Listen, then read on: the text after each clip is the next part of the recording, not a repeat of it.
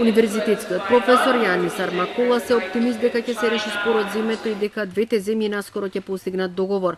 Повеќе од кога било е потребно да се заврши овој 25 годишен спор. Во спротивно ќе има големи проблеми. Притисокот од меѓународната заедница е голем, затоа што и таа е заинтересирана да се постигне компромис, вели Армаколас. At this point there are some very delicate negotiations and delicate steps to be made by both sides. I think it's clear that the opposition in both countries will probably oppose any agreement, but I think it's to the benefit of both sides that we resolve this problem as soon as possible.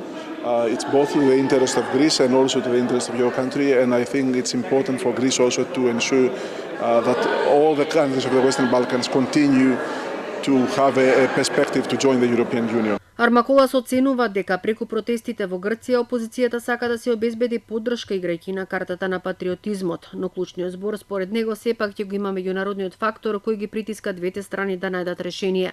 Професорката Беса Арифи пак вели дека сега е клучниот историски момент двете земји да најдат заедно прифатливо решение. Решение за името може да се најде и тоа решение значи секако дека е многу поволно за Македонија како држава, бидејќи е отворен пат кон некои цели кон кои сме се стремиле со децени, не само со години, туку со децени.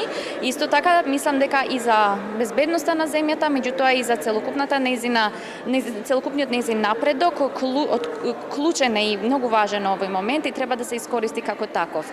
Преки на преговорите не би било значи решение, бидејќи во тој аспект земјата би останала изолирана или значи би имала некоја друга, како да кажам, насока, би добила некоја друга политичка насока која што никако не одговара на земјата. Арифи апелира до опозицијата да биде конструктивна, да биде вклучена во целиот процес, да се однесува државнички и да помогне да се реши овој проблем кој ги кочи евроинтегративните процеси во земјата.